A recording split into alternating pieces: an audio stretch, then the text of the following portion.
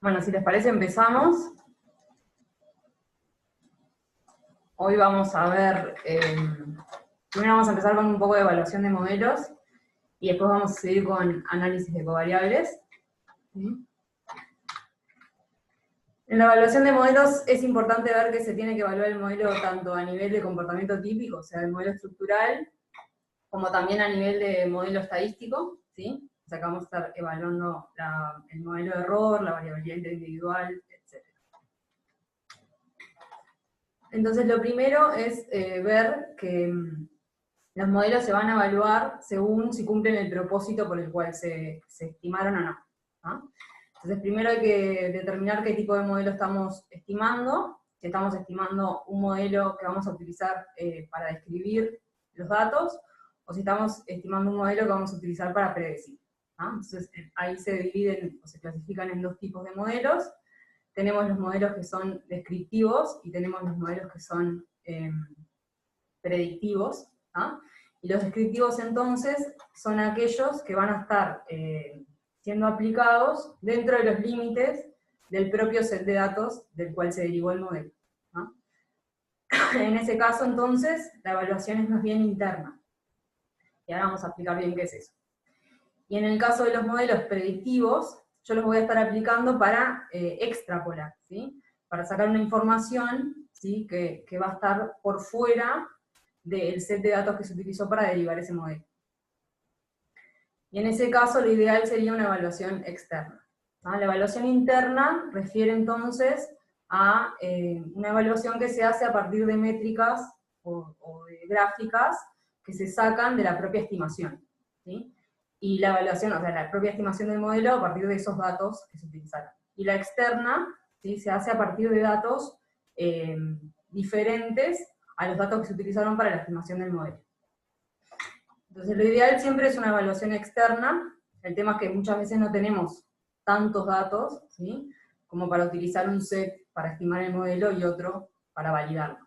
Entonces lo que se puede hacer, por ejemplo, en esos casos, es dividir, ¿sí? Mi set de datos y tener una porción que voy a utilizar para estimar el modelo y otra porción de datos que luego voy a utilizar para validar. Acá tienen una herramienta, ¿sí? Que es una página web que pueden entrar y van a tener distintos sets de datos. Tienen datos para teofilina, que son datos ricos, y también tienen datos para fenoorbital, que son datos escasos, y pueden ir probando distintos modelos y ver distintas gráficas de evaluación y otras herramientas también de evaluación, como para jugar un poco con eso si quieren probarlo. Bien, entonces hay que tener en cuenta que la evaluación de los modelos está en realidad, las herramientas que están disponibles están continuamente evolucionando, ¿sí? Y que no hay una herramienta, una métrica o una gráfica que sea ideal. ¿Tá? Todas tienen sus limitaciones, entonces elegir qué gráfica o qué métrica utilizar va a depender del analista. ¿Ah? Se utiliza en general una combinación de distintas métricas y distintas gráficas, y ahí es cuando entonces el rol del analista es importante, ¿sí? Para decidir con qué modelo me quedo según qué evaluación. Entonces existen dos tipos de diagnósticos. Hay diagnósticos basados en estimadores y hay diagnósticos basados en simulaciones. Y vamos a ver un poco más adelante lo que es bien los diagnósticos basados en simulaciones. Sí, pero vamos a empezar entonces por una evaluación interna basada en estimadores. Entonces en ese caso se pueden utilizar métricas, y en realidad en el práctico ya estuvieron usando bastantes. ¿No? Empezamos viendo función objetivo y unas métricas derivadas que son el A y C y el B y C. En cuanto a la función objetivo, esta es la definición, esto en realidad ya lo vieron bastante, ¿sí? Pero entonces la función objetivo, lo que hay que buscar es minimizarla. ¿Ah? O sea, cuanto menor sea la función objetivo, mejor va a ser el ajuste del modelo a esos datos. ¿Sí?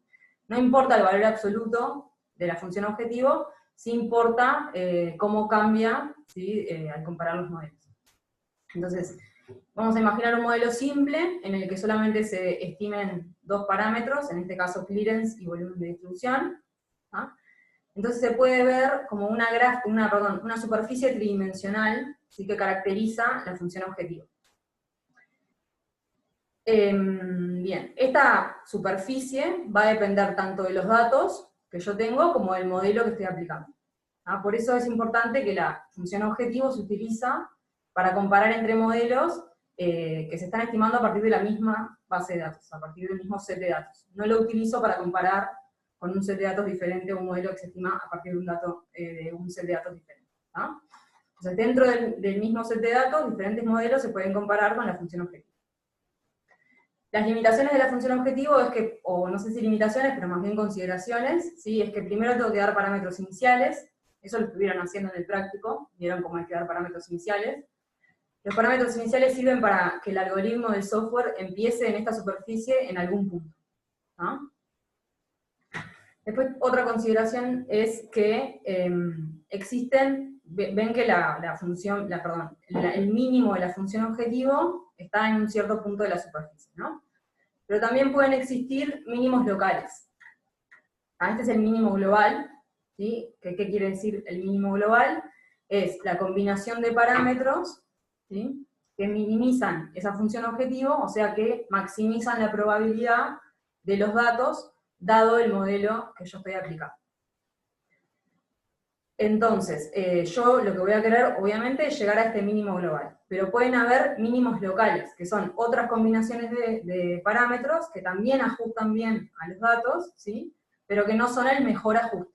Entonces, para minimizar el encontrar esos otros mínimos locales, una de las estrategias que yo puedo hacer es elegir buenos estimadores iniciales, o sea, elegir estimadores iniciales que estén cerca de este mínimo global, para que el algoritmo encuentre este mínimo global y no otros mínimos de la superficie, ¿no? Y otra cosa a tener en cuenta es que la forma de esta superficie también va a determinar la precisión con la que yo puedo calcular los distintos parámetros, ¿no? Entonces, si yo tengo este mínimo global en un valle que es muy empinado, ¿sí?, voy a tener un rango de parámetros chico, ¿sí?, que vayan a ajustar bien al modelo. Entonces la precisión de los parámetros va a ser buena. Y en el caso de que yo tenga, por ejemplo, un valle que no sea tan empinado, sino que sea más bien chato, la imprecisión de los parámetros, de la estimación de los parámetros, puede aumentar. Bien, la función objetivo, ¿sí?, cuanto más parámetros yo agregue al modelo, como le estoy dando mayor flexibilidad, va a disminuir, ¿no?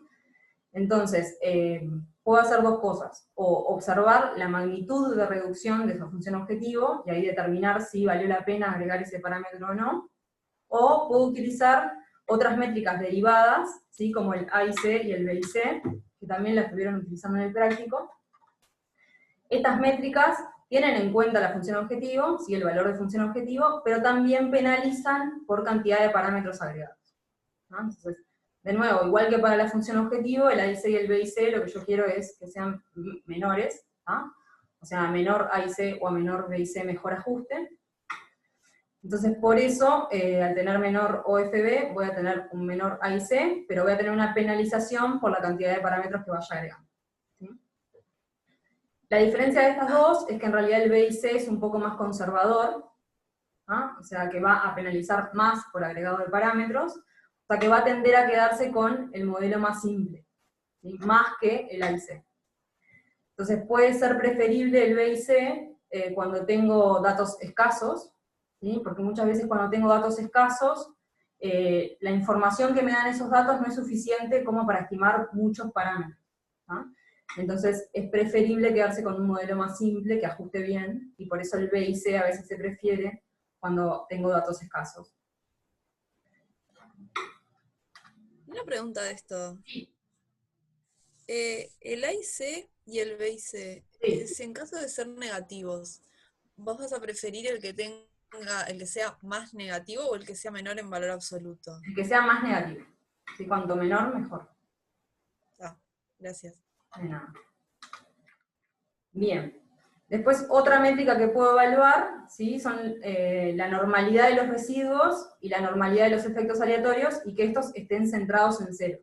Esto es algo que también ustedes ya han visto en el práctico, ¿sí? Uno espera que los residuos y los efectos aleatorios estén centrados en cero y que tengan una distribución normal. Esto es porque yo asumí esto para estimar el modelo, entonces estoy de alguna manera evaluando mi presunción, ¿no? antes de irme a esto, ¿sí? Si los residuos no se centran en cero, entonces puedo tener que modificar mi modelo estructural, ¿sí?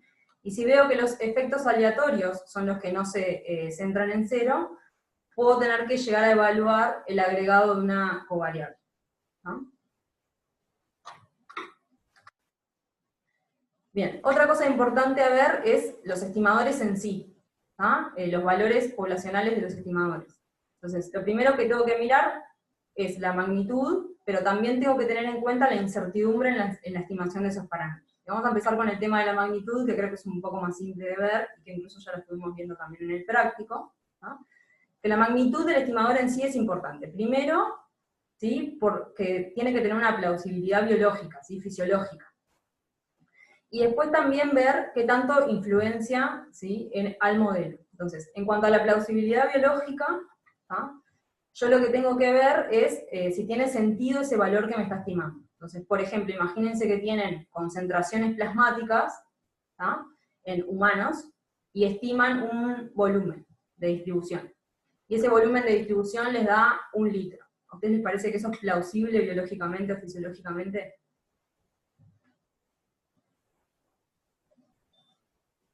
O sea, uno esperaría mínimo que el volumen de distribución sea por lo menos el volumen del plasma. O sea que un volumen de 1 litro sería un volumen muy bajo para humanos, ¿sí? Y para concentraciones plasmáticas. O sea, para volumen de distribución plasmático. Entonces, en ese sentido, ¿sí? Si el volumen, por ejemplo, me da muy bajo, yo diría que ese estimador es sospechoso. Otra cosa que puede pasar también es un fenómeno de flip-flop, que creo que a algunos les pasó incluso en el primer práctico. El flip-flop refiere a cuando la K de absorción, ¿sí? Imagínense que tienen un modelo con administración extravascular, y la K de absorción les da más chica que la K de eliminación. La K de eliminación la pueden determinar como clearance sobre volumen. Entonces, si tienen esa relación, tienen que ver si efectivamente es plausible eso. ¿Cuándo sería plausible? Por ejemplo, si yo tengo una formulación de liberación prolongada. Si yo tengo una formulación de liberación prolongada, puede ser que la absorción sea más lenta, el proceso de absorción sea más lento que el proceso de eliminación. Si no, en general no se da eso, se da al revés. Entonces, que si el modelo me está estimando un flip-flop, que puede llegar a pasar, porque en realidad la combinación de parámetros, ¿sí? Va a dar el mismo OFB, lo que tengo que hacer es modificar mis estimadores iniciales. Entonces, pongo un estimador inicial para cada más grande y un estimador inicial para cada eliminación más chico, cosa de que me estime la combinación contraria. ¿Sí? Bien. Y lo otro que hay que tener en cuenta es la influencia en el modelo. Ver si ese estimador está al fin y al cabo influenciando en el modelo. Y algo simple de ver, por ejemplo, es en el modelo de error residual. Si, por ejemplo, nosotros ponemos un modelo de error residual combinado, y el parámetro del error constante nos da chico respecto a las concentraciones que yo tengo, entonces ese parámetro lo voy a poder quitar del modelo porque no va a estar influenciando en casi nada. Otro ejemplo podría ser, imagínense que yo estoy probando un bicompartimental, ¿sí? Y el clearance intercompartimental me da muy alto. ¿Qué es lo que quiere decir esto? Que los dos compartimentos se están equilibrando rápidamente. Entonces quizás no sea necesario un bicompartimental y pueda simplificar el modelo a un mono. Entonces siempre hay que tener en cuenta si es plausible biológicamente, ¿sí? Y si influye sobre el modelo. Me preguntan, hay una pregunta que dice, ¿y si es muy alto el volumen de distribución? Por ejemplo, para digoxina. Eso es plausible biológicamente, porque en realidad, como ustedes saben, el volumen de distribución no es un volumen físico. Al fin y al cabo es un volumen ficticio que, de alguna manera, estima o caracteriza la distribución del fármaco. Entonces, si hay distribución hacia tejido adiposo, entonces es plausible que el volumen de distribución dé un valor alto. O sea que sí, en ese caso, aunque dé alto, puede ser plausible fisiológicamente. O sea, justamente porque el volumen de distribución no es algo físico, sino que es algo ficticio, ¿sí? Bien, entonces además de ver la magnitud de los estimadores, es muy importante ver la incertidumbre con la que se estiman esos parámetros. Entonces vimos, por ejemplo, que la incertidumbre de los parámetros podía estar dada por la forma de la superficie de la función objetivo, ¿sí?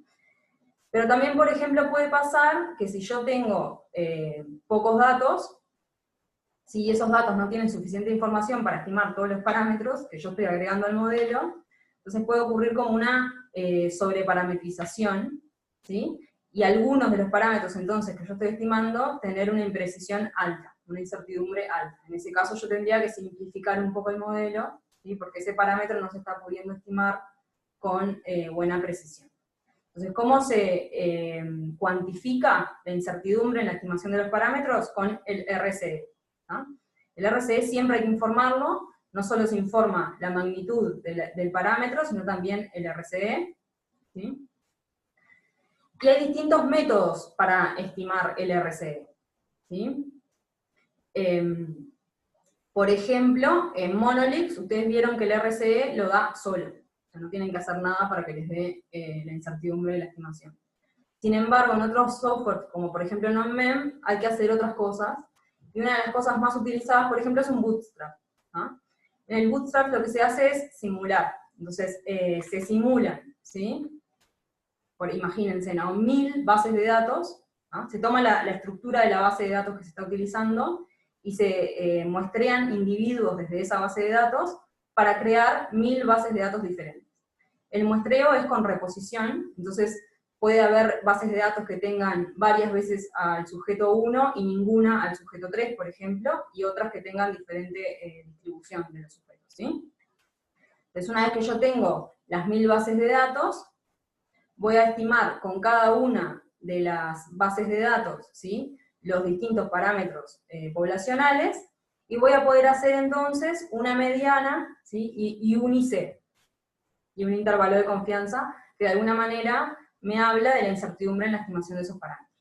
Yo puedo hacer una mediana y un IC, entonces ahí no estoy asumiendo ningún tipo de distribución de los parámetros poblacionales, o puedo hacer un RCE, y ahí sí voy a tener que asumir una distribución normal, porque voy a estar calculando una desviación estándar para calcular.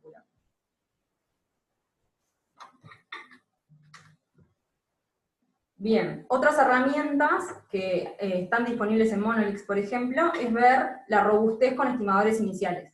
Y esto era lo que hablábamos hoy, ¿sí?, de los mínimos locales, ¿sí?, que si yo empiezo en estimadores iniciales que son muy alejados a la estimación del parámetro, o sea, al parámetro verdadero, ¿sí?, entonces puede ser que caiga en lo que son mínimos locales y no llegar a efectivamente el mínimo global, ¿no? Entonces lo que se puede evaluar es justamente eso, si empezando con distintos valores de estimadores iniciales, llego a los mismos resultados o no. O sea, si hay robustez, ¿sí?, de mi modelo respecto a los estimadores iniciales. Y eso en Monolix se hace automáticamente, o sea, se puede apretar un botón que se llama Assessment, y se evalúa entonces la robustez de los estimadores iniciales, que básicamente es eso, tomar distintos estimadores iniciales y ver a qué parámetros se llega, ¿no? Y después otra herramienta que hay que también evaluar es el condition number. Pero antes de hablar del condition number hay que hablar de colinealidad o correlación entre parámetros, ¿no? Los parámetros pueden estar correlacionados. O sea, por ejemplo, el clearance puede variar conjunto con el volumen, ¿no? Entonces, si hay una correlación entre parámetros, ¿no?, es importante agregarla al modelo, o sea, considerarla en el modelo. ¿Por qué? Porque, por ejemplo, cuando yo vaya, si yo quiero simular después con ese modelo, ¿no?, y no agrego una correlación cuando efectivamente la hay, ¿sí?, cuando yo haga la simulación, esto no va a tenerse en cuenta. Entonces, de alguna manera en la simulación voy a estar inflando la variabilidad que efectivamente puede haber, ¿no? Entonces es importante que si hay una correlación entre parámetros, se agregue en el modelo que yo estoy estimando. Muchas veces también lo que pasa es que estas correlaciones pueden existir o pueden empezar a aparecer, ¿no?, cuando yo agrego demasiados parámetros. Cuando yo agrego demasiados parámetros a un modelo, muchas veces empieza a haber o se empiezan a aparecer estas correlaciones entre algunos parámetros, ¿no? Entonces, cuando hay una alta correlación entre parámetros, puede llegar a indicar que lo que yo tengo que hacer sea simplificar un poco el modelo, ¿no? Entonces, ¿cómo se cuantifica esa correlación? Puede ser con el condition number. Monolix te da el condition number. Es un índice que si es muy alto, indica que hay alta correlación, ¿ah? Y quizás implique entonces que el modelo sea muy complejo y que hay que simplificarlo, ¿sí? Y en general se toma, por ejemplo, un valor de 1000. ¿Ah? El condition number tiene que ser menor que 1000 para yo, de alguna manera, aceptar ese modelo. Bien, y ahí ya hablamos entonces de métricas y hablamos de algunas herramientas para evaluar el modelo, pero también existen gráficas para evaluar el modelo, ¿no? O sea, la evaluación visual del modelo. Entonces, la primera gráfica que se puede utilizar son los ajustes individuales, ¿no? Los ajustes individuales evalúan tanto modelo estructural como modelo residual y variabilidad interindividual, ¿no? Y acá lo que tienen son unas gráficas que son sacadas de este paper que tienen acá abajo, por si lo quieren ver, ¿sí? Que lo que hacen es básicamente, tienen un modelo, ¿no? Y con ese modelo simulan sujetos, ¿sí? O bases de datos, ¿no? Simulan una base de datos. Y después, a partir de esa base de datos, lo que hacen es estimar un modelo y evaluar esa estimación. Entonces, uno esperaría que la evaluación te lleve a elegir el modelo verdadero, o sea, el modelo a partir del cual se simularon esos datos, ¿no? Entonces, acá tienen, por ejemplo, cómo son, tienen la estimación poblacional en rojo, la curva poblacional en rojo, la curva individual, ¿sí? En verde, y las observaciones como puntos azules, ¿no? Entonces ven cómo para el modelo verdadero, ¿sí? El ajuste individual es muy bueno. Sin embargo, cuando el modelo estructural, ¿sí? No es el verdadero, ¿sí? Cuando se está probando, por ejemplo, un modelo, creo que este es monocompartimental y este es un bicompartimental, ¿no? Entonces se puede ver cuando hay un error en el modelo estructural, se puede ver como el ajuste individual no es muy bueno, ¿no? Está como ahí entre medio de los datos, pero en realidad no ajusta bien a ninguna de las observaciones. Y también se puede ver, como decía hoy, ¿sí? El error residual, si está bien o mal. En este caso, el modelo, ¿sí? A partir del cual se simularon los datos, tenía un modelo de error combinado, ¿no? Entonces se puede ver que cuando se evalúa un modelo de error constante, ¿no? La gráfica se pega bien a las concentraciones altas, y sin embargo a las concentraciones bajas no, ¿no? Y el modelo proporcional tiene un bastante buen ajuste, y esto puede querer decir que en realidad el componente proporcional del error combinado sea el que tiene más peso, ¿no? Bien, entonces, esto de ver los ajustes individuales, en realidad va a ser más aplicable a base de datos que sean pequeñas, ¿no? O sea, que haya pocos sujetos, porque yo voy a poder ver, ¿no? Si hay pocos sujetos, el ajuste individual de cada uno. Igualmente, si hubiese muchos sujetos y yo igualmente quisiera ver los ajustes individuales, puedo tomar algunos sujetos al azar y ver los ajustes individuales de esos sujetos en particular, ¿ah? Pero sí o sí va a ser aplicable solamente a datos ricos, ¿ah? O sea, que yo pueda ver el ajuste individual si tengo varias observaciones, ¿ah? Si yo tuviese en lugar de, no sé, acá tengo 5 puntos, ¿ah? Si yo tuviese en vez de 5, tuviese 1, quizás el ajuste individual, ¿sí? No sería la mejor evaluación para este modelo. Bien, además de los ajustes individuales, también podemos ver gráficas como estas, que son observaciones versus predicción, ¿tá? Acá tienen observaciones versus predicción poblacional y observaciones versus predicción individual. Uno lo que espera es que esta gráfica se pegue, o sea, los puntos se peguen a una línea de identidad, ¿sí? Que se llama así, es una línea dependiente 1 y ordenada 0, 0. ¿No? Bueno, y acá ven entonces cómo para el modelo verdadero, ¿sí? Las observaciones se ajustan bien a esa línea de identidad, sin embargo, cuando hay un error en el modelo estructural, se nota claramente una desviación, ¿no? Y en el caso del IPRED, o sea, de las predicciones individuales, también puedo evaluar lo que es el modelo de error residual, ¿no? Y también puedo ver cómo ajustan entonces mis observaciones, mis puntos, ¿sí? A esa línea de identidad. Entonces algo que quiero que vean es que cuando se grafica observaciones versus predicción poblacional, en realidad es como más complicado de ver un error en el modelo estructural, ¿no? Sin embargo, cuando graficamos observaciones versus predicción individual, se ve claramente esa desviación, ¿sí? Bien. Otra cosa es que cuando estos puntos, ¿sí?, se pegan mucho a lo que es el 0, 0, como están muy pegados acá, una de las cosas que yo puedo hacer es probar graficar logaritmo versus logaritmo, ¿sí?, para que se expanda un poco esta gráfica y poder ver bien si hay algún tipo de desviación acá, ¿sí?, en esta zona. De alguna manera es como hacerle un zoom a esta zona y ver cómo es la desviación.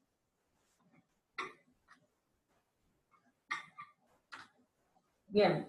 Otra gráfica, que en realidad es una gráfica que ustedes ya vienen usando bastante, es la de residuos versus tiempo, o van a ver en la próxima diapo, residuos versus predicción, ¿no? Esos residuos pueden ser residuos individuales o pueden ser residuos poblacionales, ¿no? Entonces lo que uno espera de los residuos es que se centren en cero, ¿sí?, que tengan distribución normal, y que a su vez los residuos no sean en magnitud muy grandes, ¿no? Uno espera que estén entre 2 y menos 2, o sea, que no se separen más de 2 desviaciones estándar, más o menos, ¿no? Entonces, pueden ver, lo que yo quiero entonces es que se distribuyan al azar, pueden ver entonces que en el modelo real, ¿sí?, hay una distribución al azar centrada en cero de los residuos, y sin embargo, cuando el modelo estructural no es el adecuado, uno ve una cierta tendencia, ¿no? Esto quiere decir que el modelo estructural no es el adecuado, ¿no? Bien, también puedo ver entonces, por ejemplo, para el modelo de error constante, recordando que este modelo real es con modelo de error combinado, se puede ver cómo los residuos al principio en el tiempo, ¿sí?, son más altos, y esto, si recuerdan en las gráficas anteriores, a estos tiempos se daban las concentraciones más altas, ¿no? En esta próxima diapo entonces tienen residuales versus predicción. Más o menos funciona de la misma manera, uno quiere que estén centradas en cero, ¿sí?, y distribuidas de forma normal y aleatoria alrededor de ese centro, ¿no? De nuevo, el modelo real tiene mejor gráfica que las demás, y como les decía, los residuos pueden ser individuales o pueden ser poblacionales, ¿no? Los poblacionales se usan más o menos de la misma manera, poblacionales versus tiempo, o poblacionales, acá no lo tienen, o poblacionales versus predicción, ¿sí?, y se van entonces a evaluar de la misma manera. ¿Puedo hacer una pregunta? Sí. Evaluarlos, o sea, ¿no es más lógico evaluar los residuos individuales que los poblacionales? Porque si vos tenés una población que tiene mucha variabilidad, o sea, elijas el modelo que elijas, ¿no vas a tener residuos grandes? En realidad lo que tiene es que cuando vos evaluás residuos individuales, ¿sí?, lo que estás también evaluando es el modelo de error residual, ¿ah? Entonces, solamente con los residuos individuales voy a estar pudiendo evaluar el modelo de error residual. Con los residuos poblacionales, ¿sí?, uno espera, sí, mayor dispersión, ¿ah?, pero también vas a estar pudiendo evaluar ahí el modelo estructural, ¿ah? Lo que no vas a estar pudiendo evaluar con el residuo poblacional es el error residual, ¿ah? Y sí, obviamente uno espera que haya menor dispersión con los residuos individuales. Ok, muchas gracias.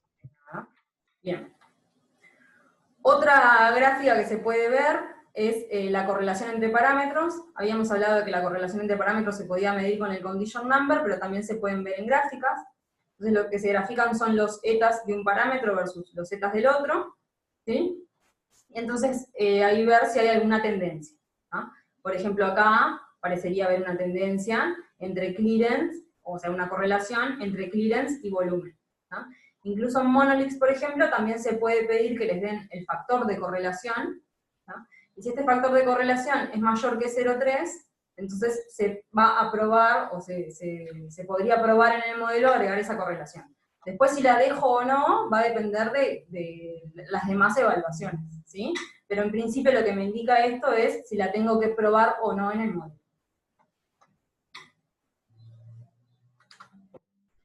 Bien. Después dijimos que también se iba a evaluar, ¿no?, la distribución o la normalidad de los residuos y de los efectos aleatorios. Eso se puede evaluar con histogramas, por ejemplo, ¿sí?, que son estos gráficos. O también con QQ-plots, ¿no? La distribución de los residuos, que sea normal, se evalúan con estos dos. Entonces acá ustedes lo que tienen es densidad de probabilidad versus residuales, ¿no? De nuevo, esperan que estén centrados en cero y que tengan una distribución normal. Y lo que tienen acá es probabilidad acumulada, ¿sí? Versus los residuales. Entonces, esto de alguna manera es esta curva integrada de forma acumulativa. Entonces, al principio, o sea, en esta zona, mientras que empiezo a integrar desde acá, ¿sí? La probabilidad es 0, y empieza a aumentar hasta llegar a una probabilidad de 1, cuando yo ya haya integrado la curva entera. Lo que espero es que la probabilidad sea de 50%, ¿sí? Cuando estoy en 0. Y acá lo que tienen es, en línea punteada negra, como lo ideal, ¿sí?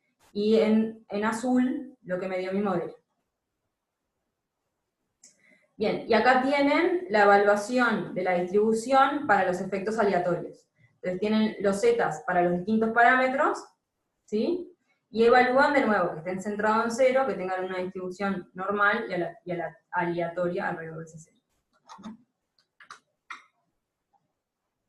Bien, y acá pasamos en realidad a un concepto importante, que es el concepto de shrinkage.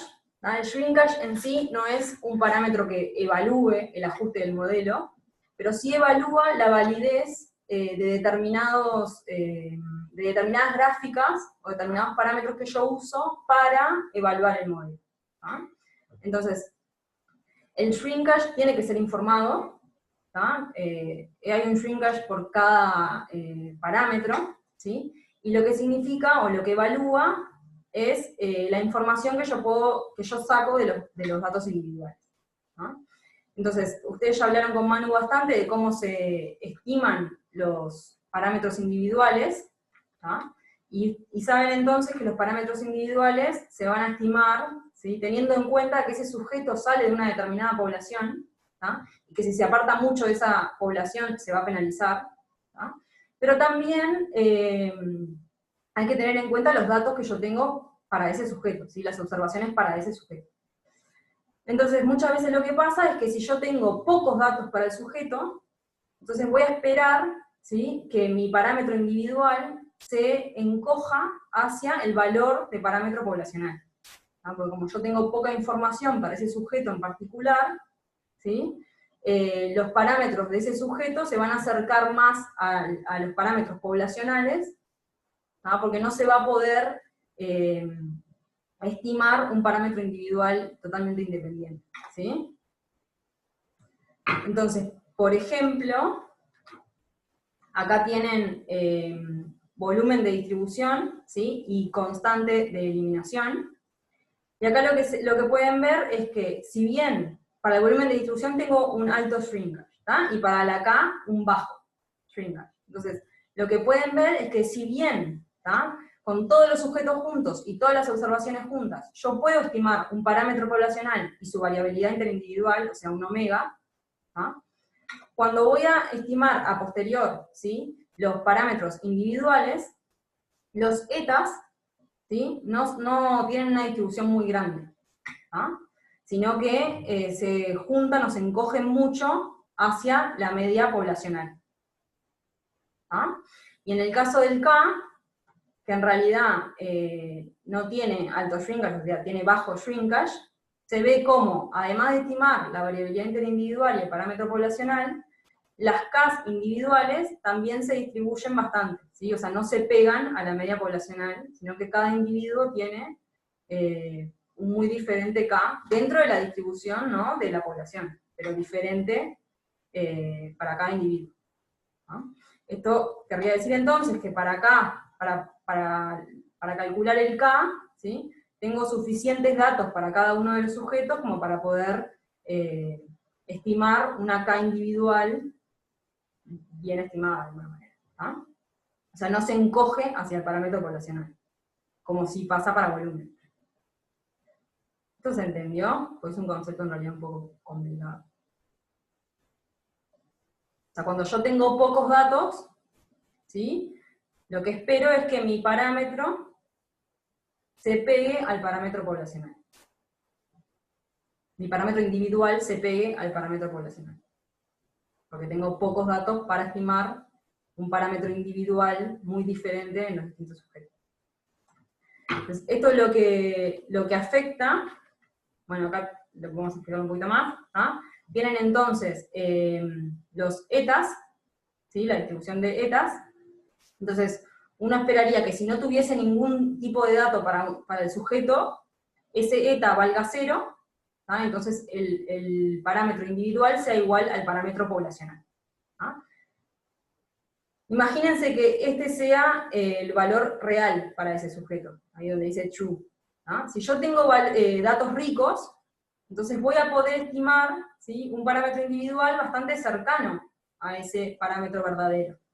¿sí? Pero si yo tengo datos escasos, entonces no voy a poder estimar un parámetro individual real. ¿tá? Voy a estimar un parámetro individual que va a estar encogido hacia la media poblacional. ¿Sí? A eso se le llama shrinkage. También eso es eta shrinkage. También existe el epsilon shrinkage, ¿tá? que lo que mide es lo mismo, o sea, uno lo que ve es un encogimiento del epsilon hacia 0. ¿Qué quiere decir eso? Que si yo tengo pocos datos, ¿tá? mis predicciones se van a pegar mucho a las observaciones, o a la observación que tengo. ¿tá? Entonces, como les decía, el shrinkage, si bien no es una medida de ajuste de modelo, te sirve para ver si determinadas gráficas son útiles para evaluar el modelo o no. Y ahora vamos a ver cuáles son esas gráficas y por qué. Acá tienen cómo se calcula el shrinkage. El shrinkage es un número, es cuantitativo, es un porcentaje. ¿tá? Entonces hay que tener cuidado si se sobrepasa el 30% en non-mem o el 50% en monoliths para el eta shrinkage, o si se pasa el 50% non-mem para el epsilon shrinkage. ¿tá? Entonces, con esto lo vamos a ver bastante bien. Si yo tengo un eta shrinkage alto, ¿sí? Todas aquellas gráficas que estén construidas a partir de estimadores individuales, ¿sí? van a ser sospechosas. O sea, no se van a poder utilizar para evaluar el modelo. Recuerden que si yo tengo un eta shrinkage grande, mis estimadores individuales no se van a acercar al verdadero valor individual de ese sujeto, sino que se van a estar pegando al poblacional. ¿tá? Entonces, todos aquellos gráficos que se construyan, ¿sí? a partir de los estimadores individuales, van a estar enmascarando cosas. ¿tá? Entonces, por ejemplo, acá tienen correlación entre parámetros. Tienen los etas del volumen y los etas del clearance. Recuerden que los etas, entonces, ¿sí? Son estimadores individuales. ¿tá? Entonces, si yo tengo un bajo shrinkage, como ven acá, 9, 11, 9 para clearance y 11 para volumen, ¿tá? veo una correlación entre volumen y clearance. ¿tá? O sea, esta correlación existe y está. ¿tá? Sin embargo, cuando yo tengo menos datos, ¿tá? o sea que mi shrinkage aumenta, ¿sí? acá aumenta un poco y acá aumenta muchísimo, esta correlación ¿sí? se ve enmascarada, ya no la veo tan bien. Entonces, no quiere decir que la correlación no exista, la correlación está, simplemente que los datos no me permiten verla. Entonces, si yo tengo un eta shrinkage alto, ¿sí? no puedo evaluar la correlación de parámetros mediante estos gráficos. ¿no? Lo mismo pasa cuando yo quiero evaluar la correlación de los parámetros ¿tá? con una covariable. Y ahora más adelante vamos a ver covariables, pero imagínense, ¿no? Que un clearance ¿sí? cambia con un tratamiento concomitante. Entonces, si hay tratamiento concomitante, tengo un clearance mayor, y si no hay tratamiento concomitante, tengo un clearance menor. ¿no? Esto es cuando no hay shrinkage, o sea, cuando tengo muchos datos para cada individuo. Entonces acá ven cómo hay una diferencia, ¿sí? Cómo hay una correlación, entonces cómo esta covariable afecta al clearance. ¿no? Sin embargo, a medida que aumenta el shrinkage, ven que esa diferencia se enmascara.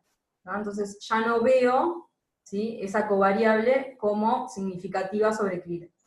De nuevo, otra gráfica ¿sí? basada en estimadores individuales que ya no me permite evaluar una covariable sobre este parámetro. ¿no? Y acá tienen lo mismo, pero para otra covariable que es el peso, una covariable continua, y el volumen. ¿tá? De nuevo, se ve que hay una correlación, ¿no? Sin embargo, cuando yo tengo pocos datos y por lo tanto el eta shrinkage es alto, no la puedo ver. Bien, si yo tengo un epsilon shrinkage alto, recuerden que lo que pasaba era que mis predicciones se pegaban a mis observaciones. Entonces, gráficas como observación versus predicción individual tampoco me van a servir para evaluar el modelo. Todas aquellas gráficas que deriven de predicciones individuales van a ser sospechosas. Porque, ¿qué pasa? Si yo tengo un epsilon shrinkage alto, como es este caso, imagínense, ¿sí? Parecería que el modelo ajusta bien, porque mis predicciones están pegando a las observaciones. Sin embargo, si yo tuviera muchos datos, podría ver que ese modelo en realidad no ajusta muy bien. Entonces, esto es algo ilusorio, o sea, es algo que no es real, ¿sí? Sino que se ve porque el epsilon shrinkage es muy alto.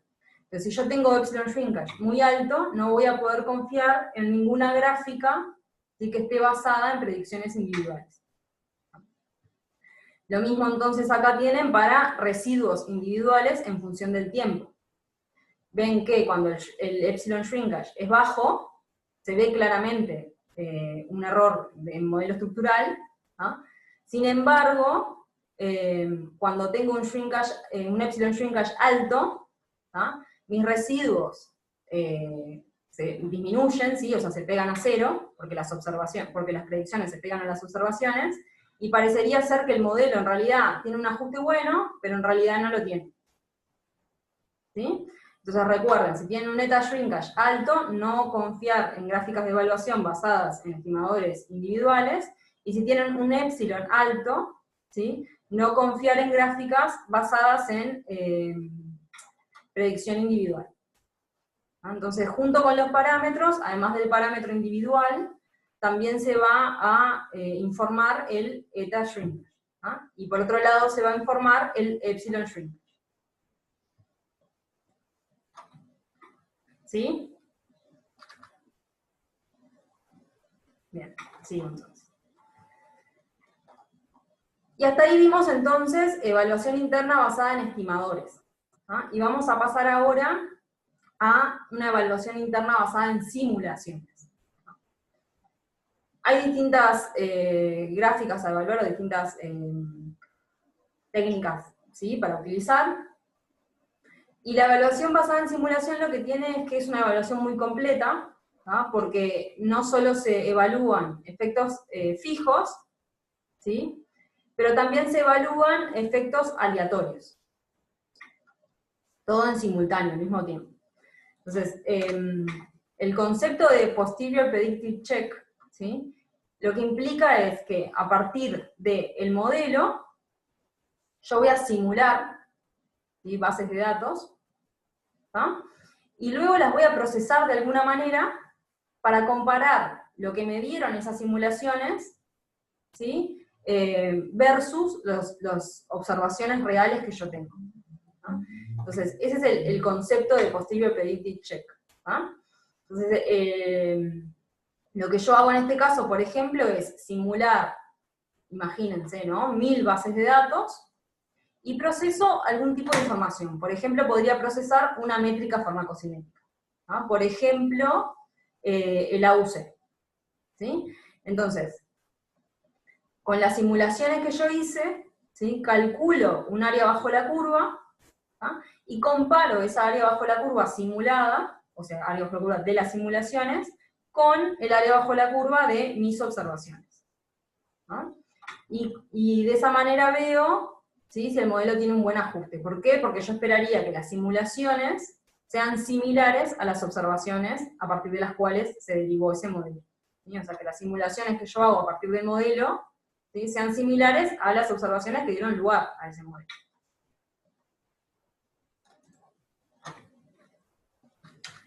Ahí tienen maneras de evaluar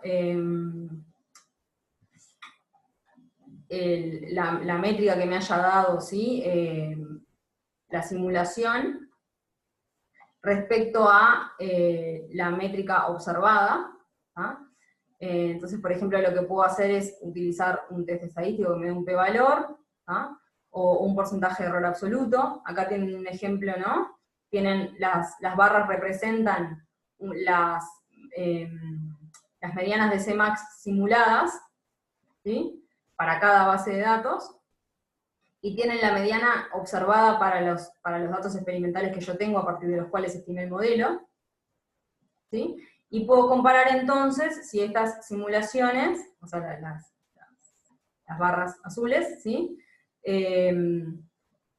Se correlacionan, son similares a la mediana observada para Cmax.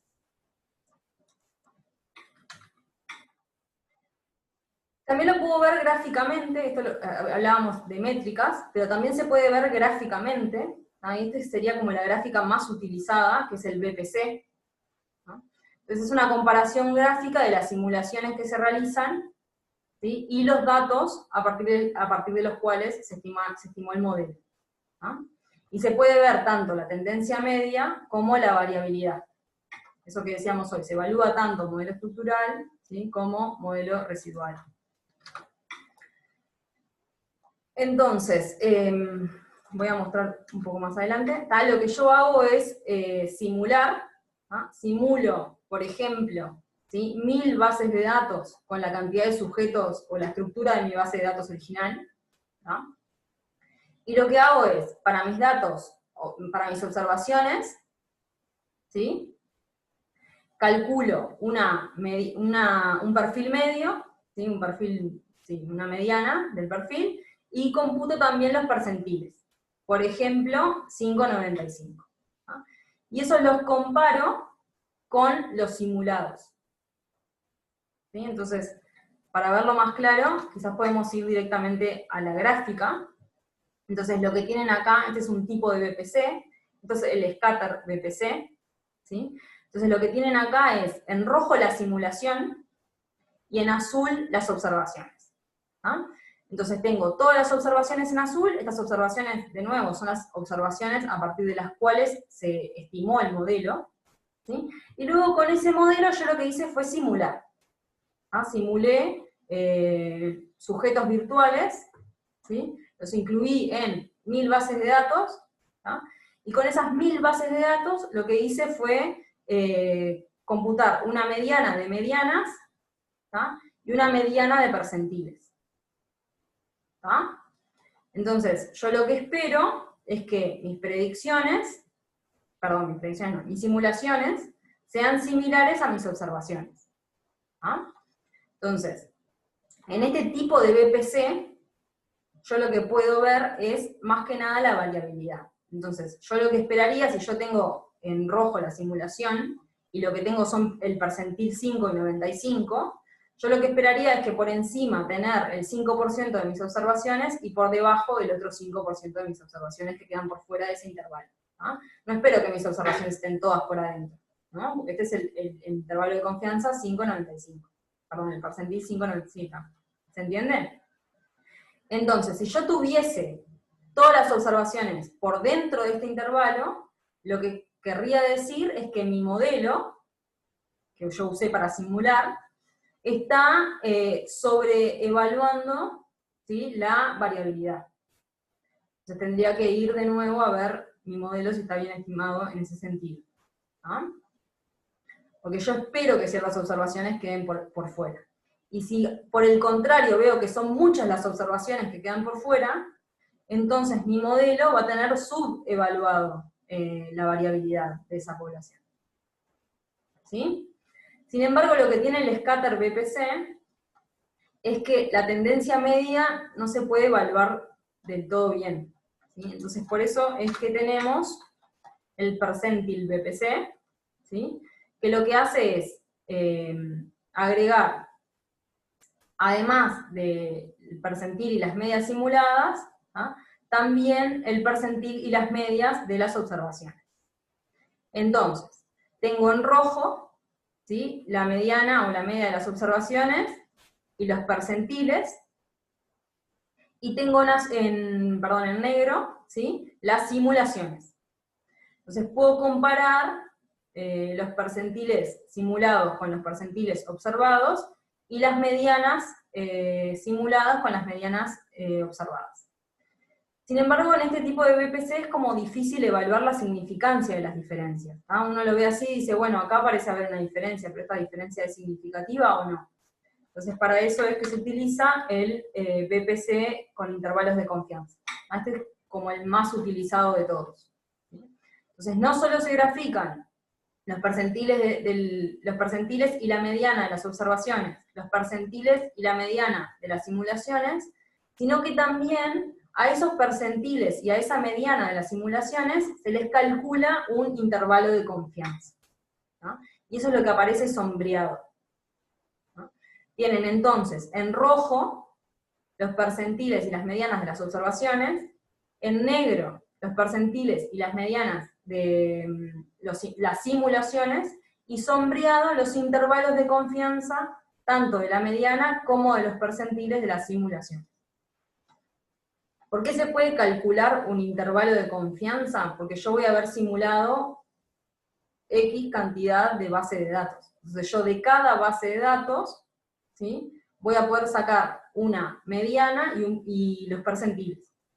Y entonces, como tengo 1000 bases de datos, voy a poder construir un intervalo de confianza para la mediana y un intervalo de confianza para los percentiles, ¿no? Voy a tener 1000 medianas y 1000 percentiles. Y por eso voy a poder computar un IC.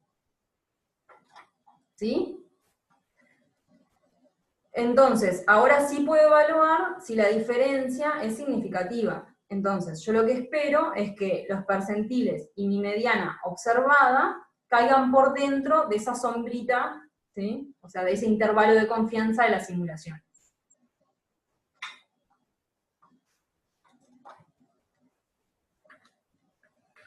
Eso se entendió todo porque este es uno de los diagnósticos quizás más utilizados para evaluar un modelo.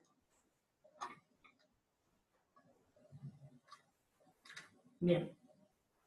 También se puede utilizar este tipo de BPC cuando yo tengo pocos sujetos y mucha variabilidad.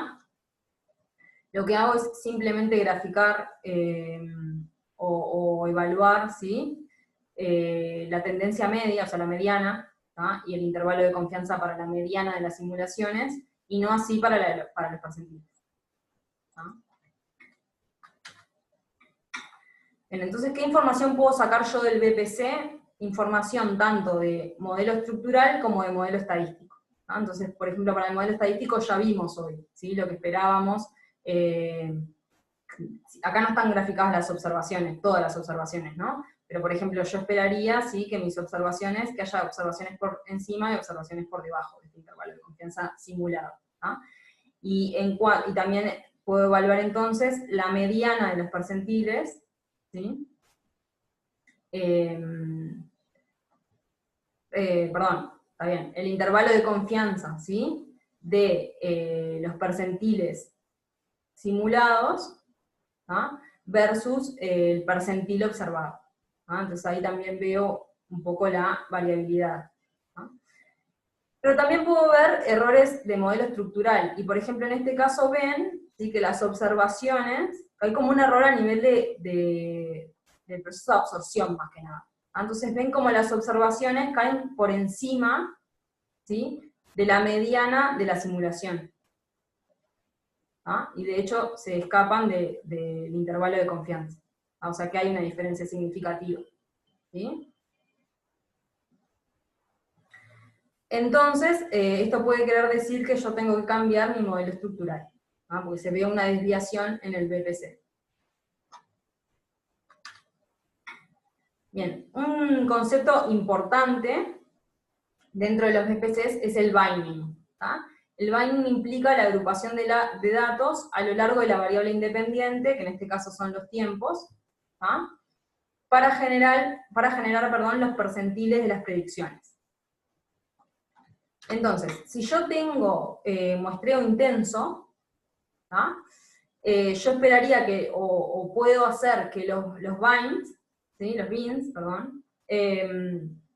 sean iguales a los tiempos de muestreo.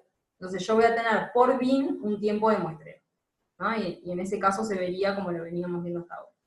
Sin embargo, puede ser que el muestreo sea escaso, o no necesariamente escaso, sino puede ser diferente entre los distintos sujetos. En ese caso ya el binding no es tan simple como el tiempo de muestreo, ¿sí? Hay que hacer una evaluación de cómo separo esos límites, ¿no? Bien. También existe otro tipo de BPC, que es el BPC corregido por la predicción. Entonces, acá tienen un ejemplo, ¿no? En el que tienen diferentes dosis, ¿no? En azul es la dosis más baja, en rosado una dosis media, y en verde una dosis muy alta.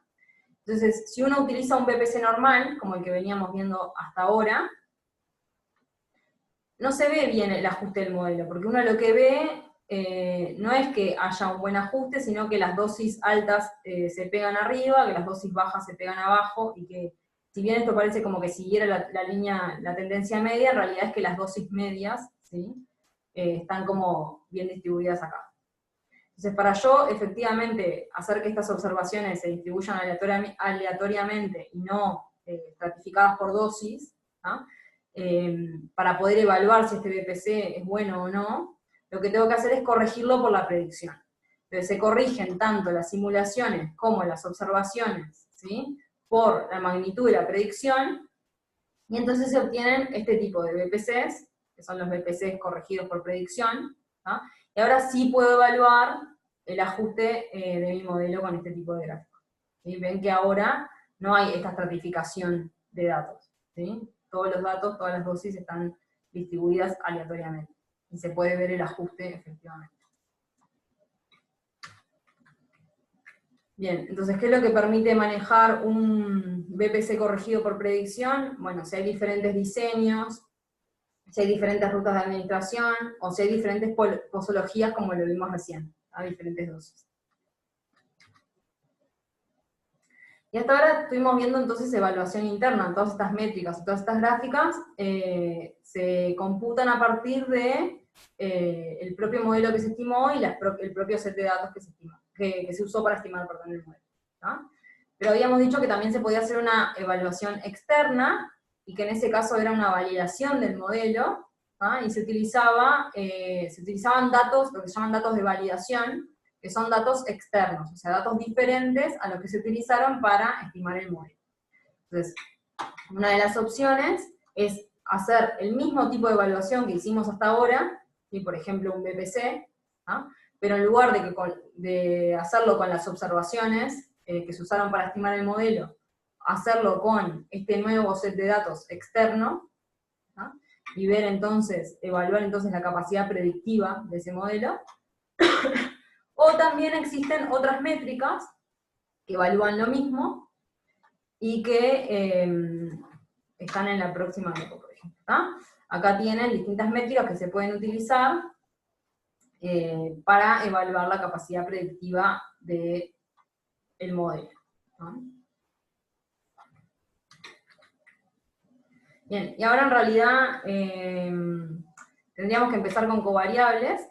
Hasta ahí sería evaluación de modelos, no sé si tienen alguna duda. Bueno, en la segunda parte vamos a hablar de análisis de covariables. Si quieren podemos hacer un pequeño recreíto de 5 minutos o algo así, y seguimos con lo que es covariables. ¿Me parece? Ok. Bárbaro. ¿Puedo hacerles unas preguntas del trabajo que hay que entregar? Sí. Bueno, la parte 2, que es el informe, dice máximo 3 páginas. Esos son carísimos. Bueno, si les parece son 11 y 10. Seguimos. Están todos ahí.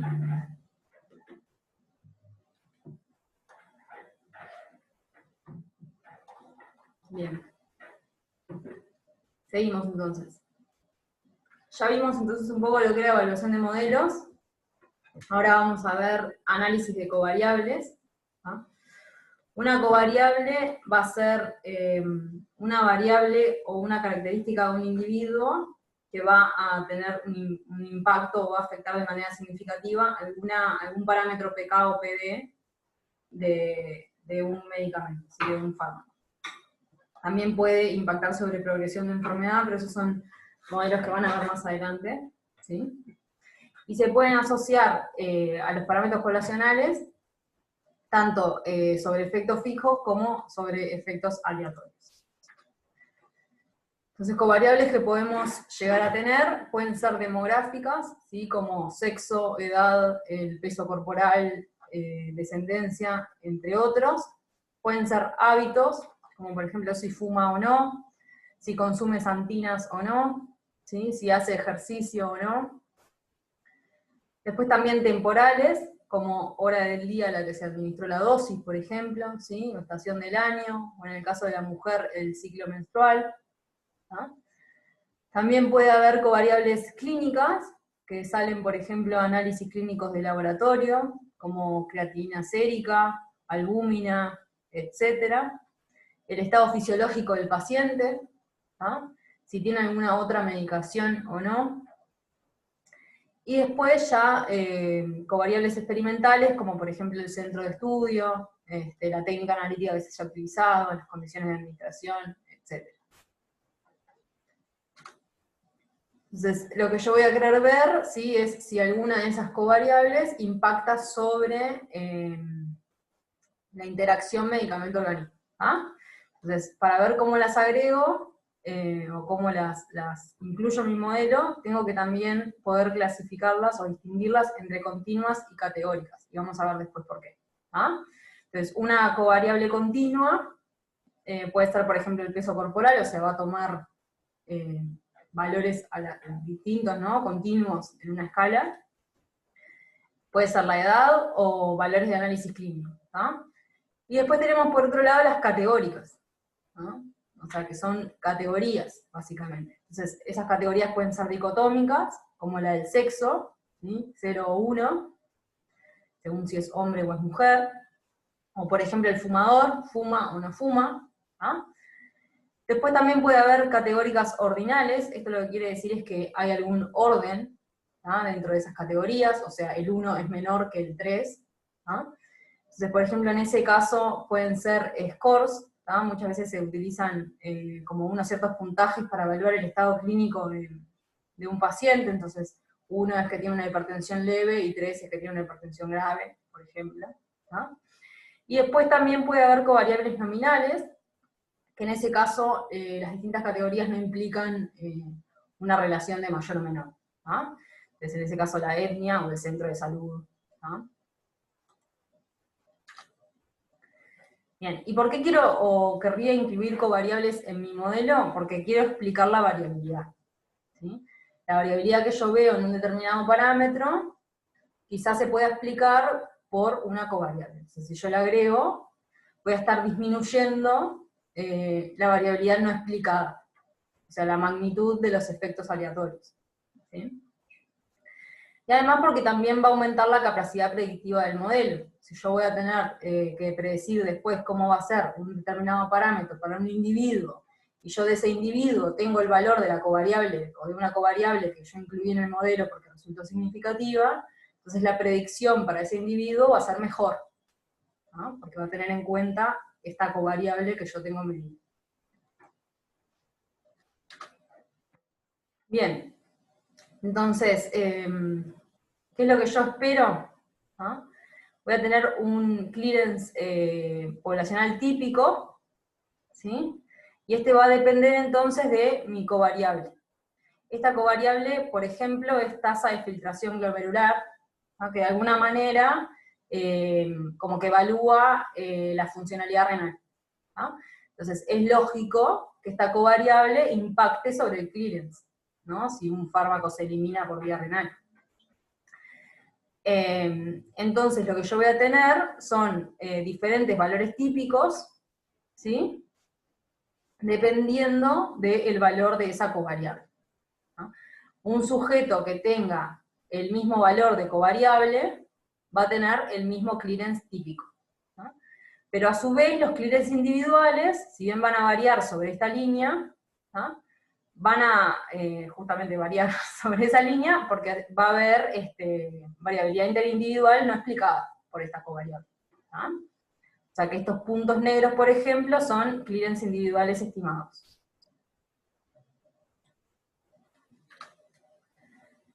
Bien, otra razón, además de explicar la variabilidad, es para ganar interpretabilidad mecanística. ¿Ah? Entonces, con el ejemplo que veíamos recién, esto se ve, ¿no? Si yo encuentro que la tasa de filtración glomerular, ¿no? Es importante o significativa, afecta significativamente el clearance, entonces yo sé que ese fármaco se elimina por vía renal y voy a poder saber quizás, no sé, alguna hipótesis que yo me plantee respecto a eso, ¿tá? Y a su vez porque estoy integrando información. Si yo sé que ese fármaco, ¿no? Se elimina por vía renal, y yo sé que la tasa de filtración glomerular de alguna manera habla de la funcionalidad renal, entonces integro la información en mi modelo y confirmo la hipótesis que tenía. ¿Ah? Bien. Y algo que no dije acá, perdón, es que voy a poder interpretar también mi parámetro poblacional. ¿Vale? El parámetro poblacional que me están dando a mí, lo voy a poder interpretar mejor. Y ahora vamos a ver eso más adelante cuando hablemos de normalizar la covariable, que eso todavía no me voy a meter. ¿No? Entonces acá hay un ejemplo de un paper de Manu, ¿sí? De ácido valproico, y tienen en esta gráfica, por ejemplo, la concentración plasmática versus el tiempo para hombres en negro y para mujeres en gris. ¿Ah? Entonces se ve que las concentraciones en mujeres son más altas. ¿Ah? Esto podría implicar, o implica, un clearance más bajo. Y se quería ver entonces si el sexo efectivamente tenía una influencia sobre el clearance. Y a su vez también se puede ver que en las mujeres se ve bien un segundo pico, y en los hombres no.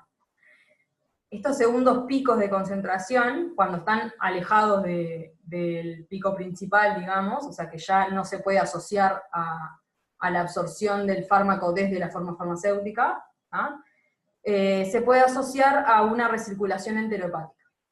O enteropática no, recirculación entre plasma y tracto gastrointestinal. En el caso del ácido valproico, a una recirculación enteropática, porque el ácido valproico pasa hacia bilis, ¿sí? O sea, se acumula en vesícula biliar, y luego esa bilis, al ser secretada al duodeno, ¿sí? Hace que el fármaco que estaba acumulado en bilis pueda volverse a absorber desde el duodeno como una nueva dosis de ese fármaco. ¿Sí? Eso es la recirculación enteropática. Entonces lo que se veía era que en las mujeres esa recirculación enteropática parecía ser mayor, y que además el clearance hepático era menor. Bien, este es el modelo entonces que se aplicó, ¿sí? Lo que se quería ver era, o en realidad la hipótesis era que cuanto mayor fuese, ¿no? El pasaje hacia vesícula biliar, de alguna manera menor iba a ser el clearance hepático, porque se estaba como bypaseando esta salida. ¿No? Al hacer esta circulación, se estaba bypaseando esta salida. ¿No? Porque el fármaco desde el hígado lo que podía hacer era eliminarse, volver a sangre o recircular. ¿Sí? Entonces recirculando de alguna manera bypaseaba esta eliminación. Entonces se sabía que el pasaje del fármaco a la vesícula biliar estaba mediado por este transportador activo, que es MRP2, y por bibliografía se conocía, y ahí está el tema de integrar la información que tenemos de bibliografía, ¿no? Que el MRP2 estaba más expresado en mujeres. ¿Ah? Entonces, la hipótesis era que esta transferencia era mayor para mujeres, por eso se podía llegar a ver el segundo pico, ¿no? Y que el clearance hepático era menor. Bien, entonces se probó el impacto del sexo sobre el parámetro clearance, ¿no? Y se vio que resultó una covariable significativa. ¿No? Bien, otra consideración a tener en cuenta es la plausibilidad biológica de esa correlación entre la covariable y el parámetro. Entonces, que haya una correlación no implica que efectivamente haya que agregar esa covariable al modelo. Si es una correlación que no se puede explicar biológicamente o fisiológicamente por absolutamente nada, entonces no tiene sentido agregarla. ¿Ah? No se me ocurre ahora, en realidad una que no tenga nada que ver con nada, pero nada, eso, evaluarlo también por plausibilidad biológica. ¿No? Por ejemplo, se sabe que el clearance o el volumen, ¿no?, pueden variar con el peso. ¿Ah? Es así, entonces si yo encuentro una correlación entre volumen y peso, entonces voy a probar a agregarlo a mi modelo porque tiene una plausibilidad biológica. ¿Ah? Entonces nos podemos basar en conocimiento previo para incluir una covariable en el modelo. ¿No? Imagínense que no van a poder probar todas las covariables que existen en todos los parámetros que están estimando. Si tienen una poca cantidad de covariables y un modelo sencillo, quizás sí. ¿No? Pero imagínense que tengan un modelo con, no sé, 6 parámetros y tengan 10 covariables. No van a poder evaluar las 10 covariables en los 6 parámetros, que sería como muy engorroso. Entonces la idea es elegir qué covariables se van a probar. Entonces, una primera evaluación es esta, ver si es plausible biológicamente la correlación. Bien, la otra es también considerar la variabilidad en la propia covariable, ¿no? O sea, yo dentro de la base de datos voy a tener que tener una variabilidad en las distintas covariables que tengo medidas, ¿no? Porque, por ejemplo, yo no voy a poder evaluar el efecto del sexo sobre el clearance, como se hizo en ácido valproico, si hice el estudio solo en hombres. ¿Ah? O, por ejemplo, no voy a poder evaluar el efecto de la edad sobre el clearance, ¿sí?, si el estudio se hizo en sujetos de entre 35 y 40 años. ¿Ah? No tengo suficiente variabilidad en la covariable como para evaluar su impacto sobre determinados parámetros. ¿Ah? Y después también tengo que considerar la correlación entre las propias covariables. O sea, hay covariables que están correlacionadas, ¿sí? Y una verdadera covariable en realidad tiene información única respecto del parámetro del modelo. ¿No? Si dos covariables están correlacionadas, llevan de alguna manera la misma información. ¿No? Y esa correlación puede tener un background biológico, y ahora vamos a ver un ejemplo, o puede ser algo artificial generado por las características de la muestra que yo tengo. Entonces, dos covariables, por ejemplo, que pueden estar muy relacionadas son el peso y el sexo. ¿No? Uno espera en general que el peso medio de las mujeres sea menor que el peso medio de los hombres. ¿Sí? Es por eso entonces que esas dos covariables pueden estar correlacionadas. Y hay que ver entonces si la correlación es efectivamente por peso o es por sexo. Entonces, cuando dos covariables están correlacionadas, y por ejemplo se pueden ver acá gráficos, ¿no? Acá tienen, por ejemplo, edad, peso, clearance de creatinina y creatinina sérica, y tienen graficada las correlaciones, ¿tá? Entonces, por ejemplo, se puede ver una cierta tendencia acá, esto es peso con clearance de creatinina, y sin embargo las otras no. Entonces, para decidir, ¿no?, estas dos covariables parecerían entonces dar la misma información, ¿sí? Entonces, para decidir cuál agrego, ¿no?, porque como covarían en realidad, si son significativas, por separado van a ser significativas las dos sobre ese parámetro, o sea, van a ser covariables sobre el parámetro las dos, pero para decidir cuál agrego o no, voy a tener que ver, por ejemplo, alguna de estas tres cosas. ¿Ah? Entonces, una puede ser la relevancia, ¿ah?, que es más importante, si el peso o el clearance de creatinina, para incluir en ese modelo. El error de estimación en la propia medida de la covariable, ¿ah?, cuál de las dos covariables se midió con mayor exactitud, ¿sí? Y después también es interesante ver la disponibilidad en la práctica clínica. Si yo agrego una covariable, pero esa covariable, no sé, la tengo porque justo se midió en ese estudio, pero nunca jamás en la clínica se mide, no tiene sentido tampoco agregarla a mi modelo, porque jamás va a estar disponible ese dato en la clínica para utilizarlo y poder predecir algo con ese modelo. Entonces, está bueno también incluir en mi modelo, ¿sí?, covariables que después en la clínica vaya a tener disponible para poder mejorar la predicción sobre ese individuo que yo estoy queriendo predecir.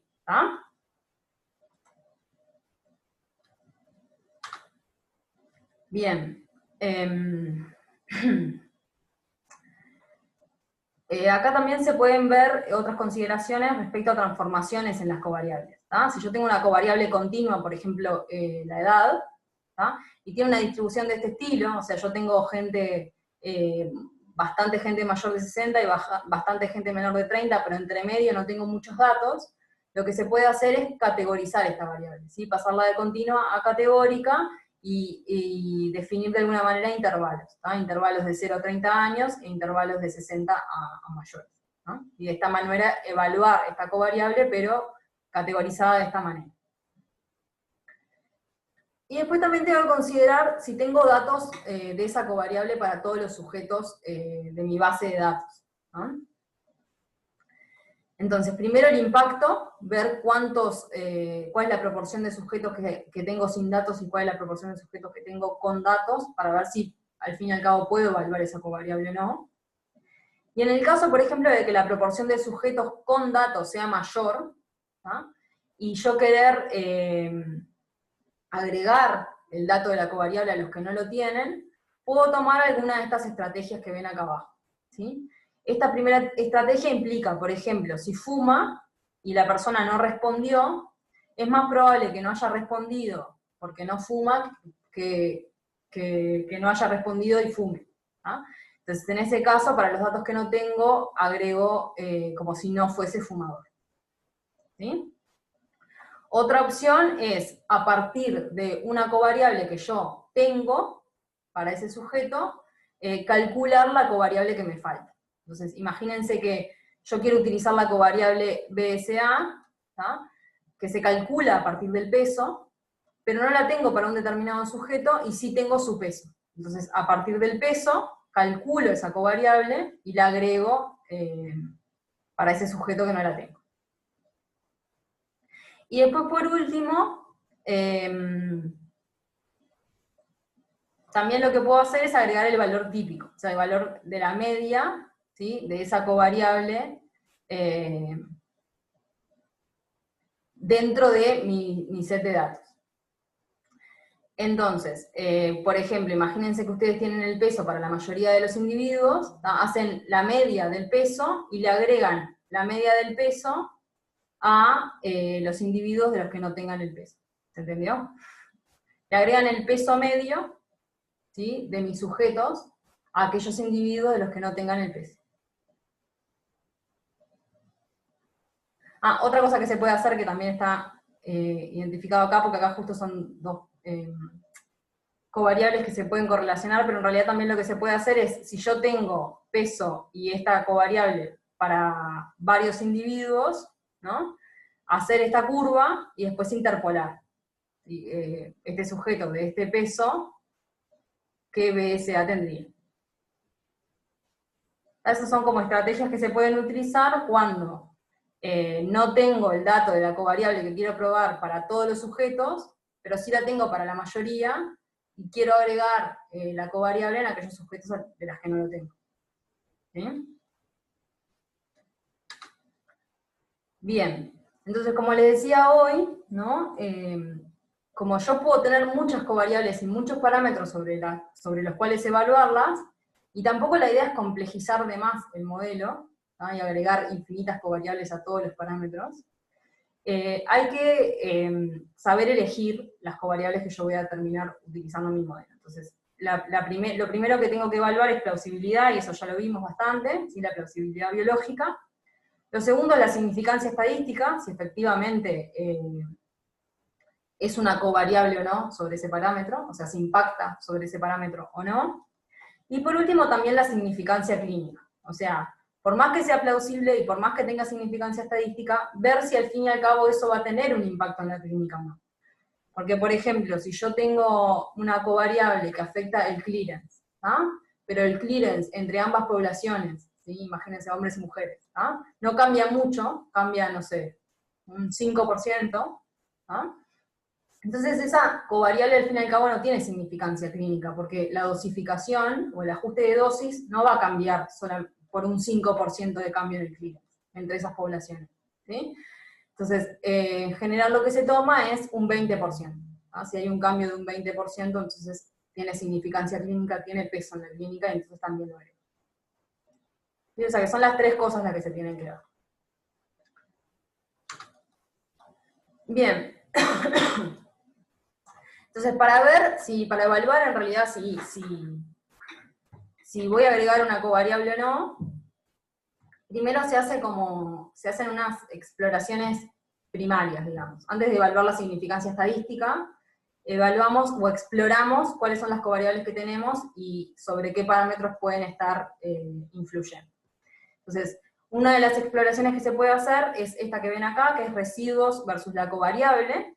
Acá en realidad no te va a estar hablando sobre cuál parámetro está afectando la covariable, porque estábamos hablando de residuos, ¿no? Pero sí pueden llegar a haber una tendencia, ¿no? Y por lo tanto decir, bueno, el peso puede llegar a ser una covariable. ¿Sobre qué parámetro? No lo sé, según estas gráficas. ¿Ah? Y si no tiene ninguna correlación, esperaría ver esta distribución al azar de los residuos. O sea que en este caso el peso parecería tener alguna influencia, sin embargo la edad no. Habría que ver sobre qué sobre qué parámetros va a tener influencia el peso. ¿Sí? Que no lo voy a ver con estas gráficas. Pero sí lo puedo ver con estas otras gráficas. ¿Ah? Estas son etas de determinado parámetro versus covariables.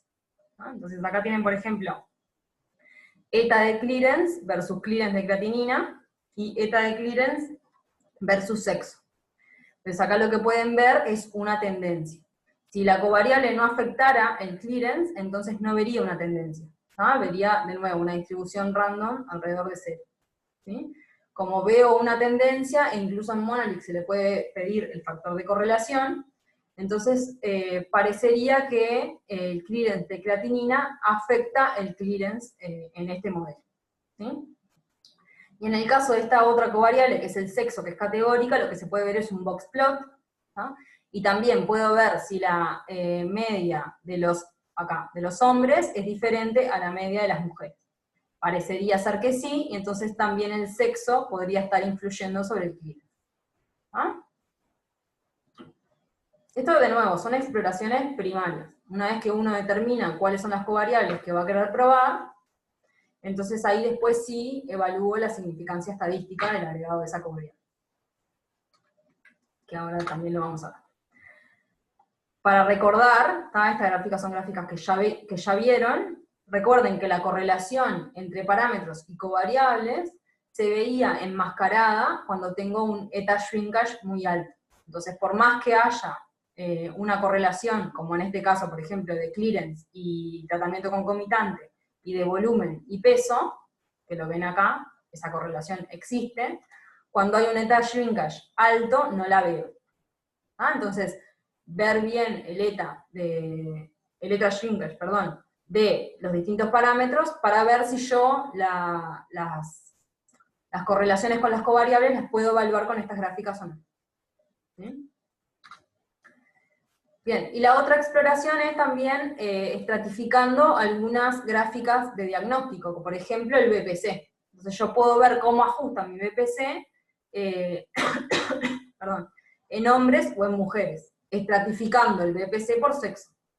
¿Ah?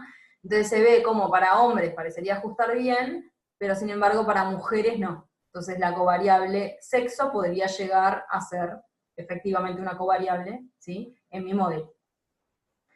Igualmente recuerden que el sexo en general está correlacionado con el peso. ¿Ah? Entonces habría que ver si es efectivamente el sexo lo que está afectando, o si es el peso en realidad. Porque acá también se ve que para pesos mayores que 70 ajusta bastante bien, sin embargo para pesos menores que 70 no tanto.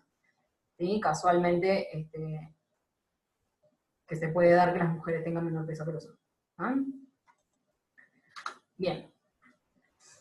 Entonces, una vez que yo hago esta exploración inicial, ¿tá? Con estos gráficos que les acabo de mostrar, y decido cuáles son las covariables de las que tengo disponibles, ¿no? Cuáles son las covariables que al fin y al cabo voy a probar, ¿sí? Lo que hago es agregarlas sobre mi modelo.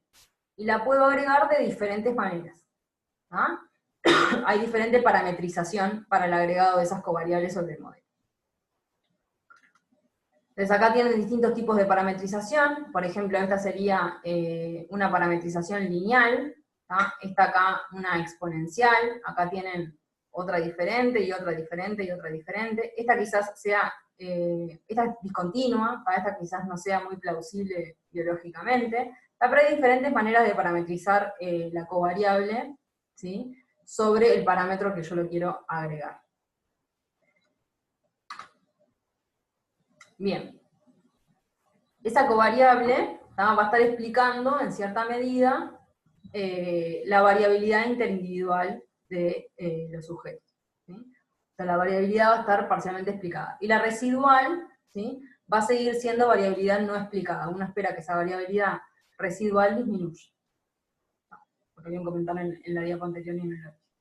Bien, entonces, para covariables continuas hay diferentes modos de parametrizar la covariable. Entonces, por ejemplo, puede ser a través de un modelo lineal, como el que ven acá, ¿no? En el que la variable, el parámetro, varía directamente, de manera directamente proporcional a la covariable.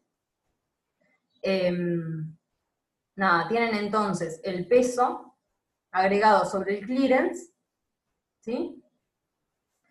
Y se agrega entonces un parámetro, un efecto fijo, ¿sí? Un parámetro que caracteriza la relación entre el peso y ese clearance individual. ¿Ah? Este es un parámetro que se va a estimar en el modelo, ¿sí? El beta de peso, en este caso. Bien, el modelo lineal puede traer ciertos problemas matemáticamente, ¿no? Por ejemplo, cuando la covariable tiene como diferente magnitud que el parámetro. Entonces, en esos casos matemáticamente puede haber un problema, y por eso quizás el modelo lineal no sea el más utilizado para parametrizar, ¿no?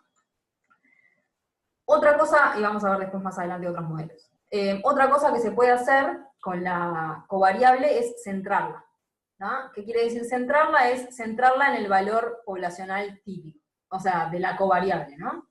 Entonces, por ejemplo, el peso, ¿sí? En general se centra en 70.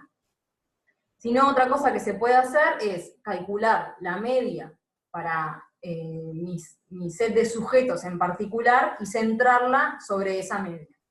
¿Ah?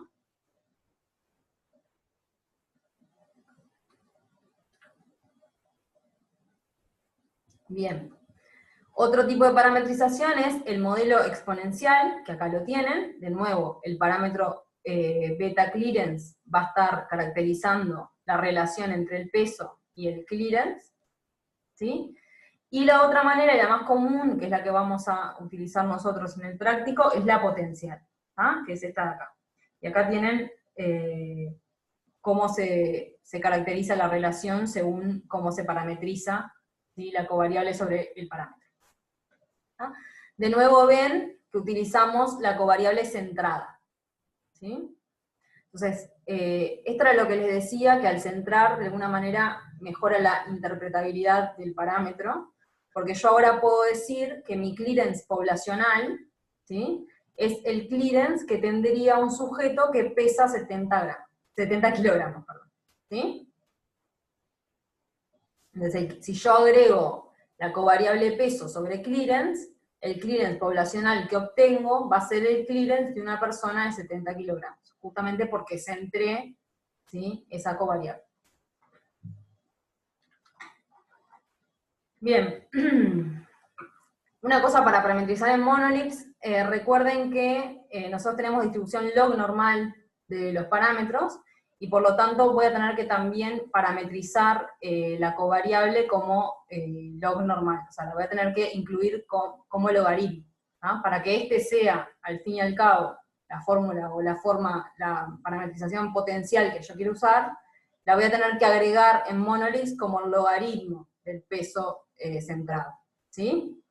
Porque si yo no lo agrego así, en realidad no estaría parametrizándola de manera potencial, sino que lo estaría parametrizando de manera exponencial. ¿No? Pero eso lo vamos a ver un poco mejor en el práctico. Pero la idea es que hay que agregarla como logaritmo del peso sobre ese tema. ¿Sí? Bien. Entonces, como les decía, ese beta, ¿sí?, va a ser un parámetro que se va a estimar en el modelo. Uno va a agregar la covariable y va a estimar ese beta. ¿No? Pero ese beta, en realidad, si bien lo vas a estimar en un principio, si ese beta no difiere de estos valores que vemos acá, ¿sí?, lo vamos a poder fijar. Estos son como valores típicos que se observan en la población. Entonces, se ve que, por ejemplo, para el peso, ¿sí?, se ve que el volumen de distribución y el peso varían de manera lineal. O sea, que ese beta va a ser 1. Entonces, si yo agrego el peso sobre el volumen, ¿sí?, estimo el beta, y me da un valor cercano a 1, ¿tá?, entonces quizás pueda fijar ese parámetro, ¿sí?, en 1, y de esa manera no agrego un parámetro más al modelo, pero sí estoy incluyendo el efecto de la covariable sobre el volumen. ¿Tá? Y para clearance pasa lo mismo, pero el beta no es 1, el típico que se observa, sino es 0.75. Bien, y eso era para covariables continuas, ¿sí? Pero también tenemos covariables categóricas, y esas se parametrizan de esta manera, ¿sí? Entonces, por ejemplo, imagínense sexo sobre clearance. Entonces tenemos que el logaritmo del clearance individual va a ser igual al logaritmo del clearance poblacional más beta por el valor de la covariable. ¿No? Entonces, ¿qué es lo que quiere decir? Que si la covariable vale 1, perdón, vamos a empezar por 0. Si la covariable vale 0, ¿sí?, entonces beta por 0 va a ser 0, y el clearance poblacional, ¿sí?, va a ser el de una mujer. ¿Sí? Y el clearance poblacional por E a la beta sex, ¿sí?, va a ser el clearance de un hombre. O sea, cuando la covariable sea 1, va a jugar este parámetro, y cuando la covariable sea 0, no va a estar este término, y simplemente va a ser el clearance poblacional. O sea, que en este caso el clearance poblacional está definido como el clearance de una mujer. ¿Sí? De nuevo, este beta va a ser el parámetro que vamos a estimar cuando agreguemos la covariable sobre el parámetro. ¿No? Bien. Algo interesante es ver que el orden en el que se evalúan las covariables puede afectar el modelo final. ¿No? Entonces existe como un procedimiento para evaluar las covariables. Después también tengo que ver si ese beta que se está estimando es un estimador, o sea, está estimado de manera realista, o sea, es realista ese beta, ¿sí? Si ese beta se estima de manera adecuada, al igual que cualquier otro parámetro, tengo que ver la precisión de estimación de ese parámetro, ¿ah? Y tengo que al fin y al cabo ver también si la variabilidad no explicada disminuye, porque yo estoy agregando ese parámetro para justamente disminuir la variabilidad no explicada, ¿sí? Para reducir la variabilidad residual. Entonces tengo que ver si la variabilidad residual efectivamente disminuye con el agregado de esa covariable. Entonces, además de preguntarme todas estas cosas, puedo ir directamente al valor de la función objetivo, y recuerden que la función objetivo va siempre a disminuir cuando yo agrego parámetros, porque flexibilizo el modelo, pero la magnitud de reducción es lo que importa. Entonces, según cuántos parámetros agrego, ¿sí?, cuánta reducción de función objetivo tengo que ver para decir que ese agregado mejoró mi ajuste o no. Y si no veo A y C y B y C, como veíamos más antes en la clase. ¿Tá? Entonces, cuando yo agrego la covariable, estimo ese valor de beta, una de las cosas que tengo que evaluar es si ese valor de beta, ¿sí?, es significativamente diferente de 0 o no. Eso se hace con la prueba de Wald, y eso te lo da Monolix, lo podés ver ahí. ¿No? Si ese beta no es significativamente distinto de 0, quiere decir que no hay correlación. así que no hay significancia estadística de esa correlación. O sea que voy a sacar la covariable del modelo. Y otra cosa que voy a evaluar es a través de la correlación de Pearson, ¿sí? Si el coeficiente de correlación entre el parámetro y la covariable es mayor a 0. ¿Ah? También, de nuevo, para ver si esa correlación es significativa o no. ¿Sí? Si la correlación me da significativa, entonces estoy descubriendo que la covariable es efectivamente una covariable sobre el parámetro, y si no lo es, la saco. Bien. Un poco para ver también diagnósticos gráficos, nosotros dijimos que para explorar lo que hacíamos era graficar eta, ¿sí? Versus la covariable, y lo que veía era una cierta tendencia. ¿Ah? Entonces ahí decidía que iba a agregar esa covariable sobre clearance, y la iba a probar. ¿Ah? Si yo la pruebo, después lo que espero es que el clearance, ¿sí? Clearance sobre creatinina se siga viendo una correlación, pero que los etas, ¿sí? Sobre los etas, perdón, graficados versus clearance de creatinina, ¿sí? Ya no tengan la tendencia que se veía antes, o sea, que se haya corregido esa tendencia, que se haya explicado esta variabilidad, ¿ah? Con el agregado de mi covariable.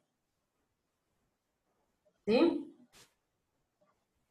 O sea, lo que veía antes, esa correlación que veía antes entre los etas y la covariable, ya no la tengo que ver después de agregar la covariable. ¿No? Porque si no, quiere decir que esa tendencia no se explica con el agregado de la covariable. O sea, que la covariable al final no era lo que estaba explicando esa variabilidad, ¿sí? Esa tendencia. Entonces, si yo determino que el beta es significativo, que hay una correlación significativa, y además veo esta diferencia en los gráficos y esta corrección de los gráficos, entonces puedo decidir, estoy más cerca de decidir dejar esa covariable en el modelo. ¿Sí? Otra cosa que puedo ver es los BPCs, ¿ah? Los BPCs estratificados ahora que agregué la covariable, ¿ah? Esto es cuando no se agregaba la covariable, y esto es cuando sí se agregaba la covariable. ¿Ah? Entonces acá ven que el BPC mejora. También se puede estratificar este BPC según, no sé, intervalos de clearance de creatinina, y ver si explica bien ambos grupos. ¿Ah? O sea, al fin y al cabo, utilizar el BPC como un diagnóstico gráfico, ¿sí? Y compararlo con el BPC cuando no agregué la covariable para ver si mejora.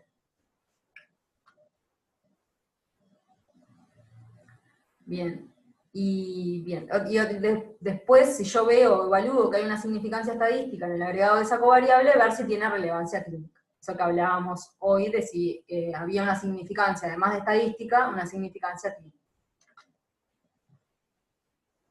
Bien, estos son un tipo de gráficos que se utilizan como exploratorios también, previo a agregar la covariable o a decidir qué covariables voy a incluir en el modelo, o a probar, ¿sí? A testear sobre el modelo.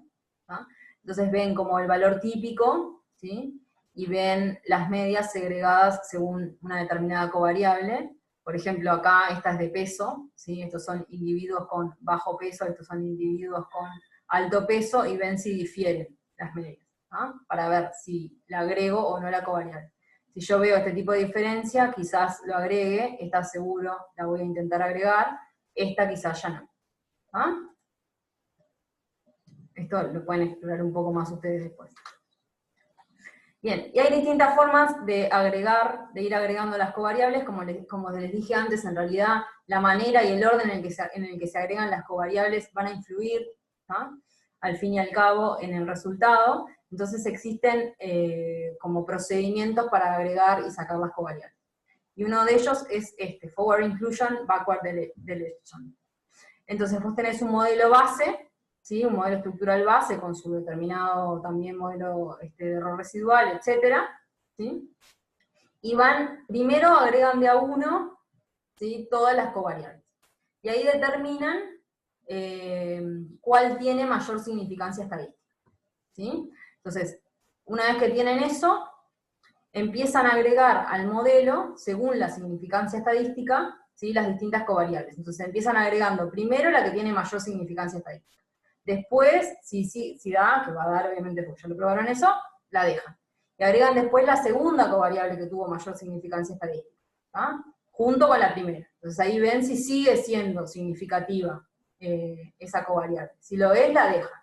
Y así hasta llegar al modelo final. ¿Sí? Perdón, modelo completo, quise decir, ¿tá? El modelo completo. Entonces el modelo completo va a ser aquel modelo que tenga todas las covariables que resultaron significativas. ¿Sí? Y una vez que tengan el modelo completo, van a empezar a sacar de a una covariable. ¿Ah? Sacan desde la covariable que dio más significativa hasta la de menos. ¿Ah? Y así van viendo. Si la sacada de esa covariable hizo que el modelo empeorara en una cierta magnitud, entonces la dejo. Si la saco y no empeora en esa magnitud que se requiere, entonces la saco del todo. ¿Ah? Entonces, el criterio es este delta de función objetivo. ¿Ah? Esto para la inclusión y esto para el sacarlo. ¿Sí? Y luego de hacer esto ya llego entonces a un modelo final. Y ese va a ser mi modelo final con las covariables que hayan pasado estos textos. Entonces, lo que puede llegar a pasar, y algo que hablamos hoy, de que el peso se correlacionaba mucho con el sexo, a lo mejor yo tengo al principio, ¿no? Pruebo el sexo por un lado, pruebo el peso por otro lado, sobre clearance, imagínense, y veo que son las dos significativas. ¿Ah? Entonces, las voy a agregar a las dos. Entonces empiezo con mi modelo base, agrego el peso, me da significativo, pero ahora con el peso ya agregado en el modelo, quizás si agrego sexo, ¿ah? Ya no me dé significativo, y por lo tanto no lo voy a incluir para hacer mi modelo completo. ¿Sí? Bien, acá tienen como más detallado cómo es el procedimiento. ¿Sí? Ahí ven, si les da significativo, no la uso, si les da significativo, bueno, la agrego, y así, así, así. ¿No? Acá tienen la inclusión, y acá tienen el ir sacando las covariables hasta llegar a un modelo final. Esto es algo que vamos a hacer más en detalle en el práctico. ¿No?